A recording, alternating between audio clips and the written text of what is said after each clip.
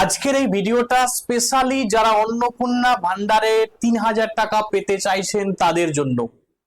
আপনারা জানেন যে আমাদের রাজ্যের বহু মানুষ কিন্তু অলরেডি অন্নপূর্ণা ভান্ডারের জন্য ৩,০০০ টাকা কিন্তু পেয়ে গেছে এবং আপনারাও ৩,০০০ টাকা পাওয়ার জন্য ফর্ম ফিল আপ করেছেন এবং আপনাদের যে ফ্যামিলি ডেটা সেটা কিন্তু কালেক্ট করা হয়েছে, কিন্তু আপনি এখনো পর্যন্ত বুঝতে পারছেন না যে আবার নেক্সট যে 1 জুলাই টাকা দেওয়া হবে বা 1 জুলাইয়ের পরেও যদি আবার কোনো ডেটে টাকা দেওয়া হয় তাহলে আপনি আপনার যে ফর্ম পূরণ করেছেন তার স্ট্যাটাস বর্তমানে কি আছে সেটা আপনাকে কিন্তু চেক করতে হবে। যদি এমন হয়, ধরুন আপনার দেখা গেল এই লেখাটা লিখে আসছে ইনকোয়ারি রিভার্টেড, মানে আপনাকে কিন্তু আপনার যেখানে আপনি জমা করেছেন বা আপনার যে লোকাল যে তোমার দপ্তর, মানে এই যে অন্নপূর্ণা ভান্ডারের যে দপ্তর আছে, বিশেষ করে আপনি আপনার পঞ্চায়েত অফিসে গিয়ে আপনাকে কিন্তু যোগাযোগ করতে হবে, না হলে আপনি কিন্তু ৩,০০০ টাকা কিন্তু পাবেন না।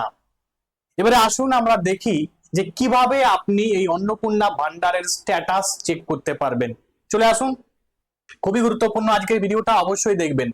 দেখতেই পাচ্ছেন আপনারা আপনার ফোন বা ল্যাপটপ যাই আছে, আপনাকে লিখতে হবে কি এখানে না socialsecurity.westbengal.gov.in।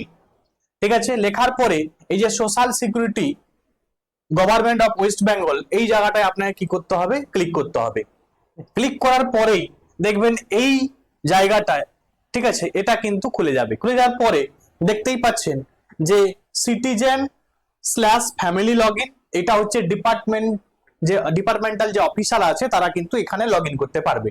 এবারে আপনাকে কি করতে হবে, এই অ্যাক্সেস সিটিজেন পোর্টালে আপনাকে কিন্তু ক্লিক করতে হবে। ক্লিক করার পরেই যখনই ক্লিক করবেন তখনই কিন্তু বলবে যে আপনাকে আপনার জেলা নির্ধারণ করতে বলবে। ঠিক আছে, তাহলে আপনি এখানে ক্লিক করে আপনার যেটা জেলা যেটাই হোক, ঠিক আছে, ধরুন আমার পশ্চিম মিদনাপুর, আমি মিদনাপুর ওয়েস্ট, সেটা মিদনাপুর ওয়েস্ট আমি সিলেক্ট করলাম। ঠিক আছে, আপনি আপনার যে জেলা সেটা কিন্তু সিলেক্ট করবেন। তারপরে আপনার ফোন নাম্বার আপনাকে দিতে হবে। তারপরে এই যে ক্যাপচার করে দেখুন 47+1 মানে 48, এই ম্যাথের যে ক্যালকুলেশনটা এখানে করে ক্যাপচারটা আপনাকে কি করতে হবে, ক্লিক করতে হবে। ক্লিক করার পরেই আপনি এই যে রিকোয়েস্ট অফ ওটিপি বলে আপনাকে একটা ইন্টারফেস থাকবে, এটাকে আপনাকে ক্লিক করতে হবে। ঠিক আছে, তাহলে এই সমস্ত আপনি জেলা সিলেক্ট করলেন, মোবাইল নাম্বার দিবেন আপনার যে মানে যে হেড ছিল বাড়ির, সেই যে নাম্বারটা দিয়ে আপনি ওই ফর্ম ফিল আপটা করেছিলেন সেই নাম্বারটাই কিন্তু দেবেন, অন্য কোনো নাম্বার দেবেন না। আর এই ক্যালকুলেশনটাই ক্যাপচার কোডটা আপনাকে বসাতে হবে। এই 47+1 48 লিখলেন, দিয়ে আপনি রিকোয়েস্ট ওটিপি করবেন। রিকোয়েস্ট ওটিপি আসলে আপনাকে কিন্তু ওটিপি কিন্তু একটা দিতে বলা হবে, সেখানে আপনি আপনার ওটিপিটাকে ক্লিক করলেন। ওটিপিটাকে দেওয়ার পরেই আমি দেখাচ্ছি আপনার কাছে কেমন আসবে বা কি আসবে। ওটিপি দেওয়ার পরেই দেখবেন সুন্দর করে লেখা আসবে। ঠিক আছে, যখনই ওটিপিটা দিয়ে আপনি ক্লিক করবেন তখন এই ধরনের কথা কিন্তু লেখা থাকবে। এই যে দেখতে পাচ্ছেন যে অ্যাপ্লিকেশন সাবমিটেড, অ্যাপ্লিকেশনটা আপনি সাবমিট করে দিয়েছেন, ফ্যামিলি লেভেল ডেটা কালেকশন এরকম জাস্ট থাকবে। এরপরে এখানে দেখবেন আপনার যে হেড অফ দ্য ফ্যামিলি যে ছিল তার নাম্বার, তার তার মানে নাম লেখা থাকবে এবং এইখানে কবে আপনি সাবমিট করেছেন ফর্মটাকে সেটা কিন্তু এখানে লেখা থাকবে। এরপরে আবেদনের যে নম্বরটি ভবিষ্যতের জন্য সংরক্ষণ করুন, একটা আবেদন অ্যাপ্লিকেশন একটা আইডি থাকবে। ঠিক আছে, দিয়ে আপনি কি করবেন, এখানে গিয়ে এই ডাউনলোড ফর্মে আপনি ক্লিক করবেন।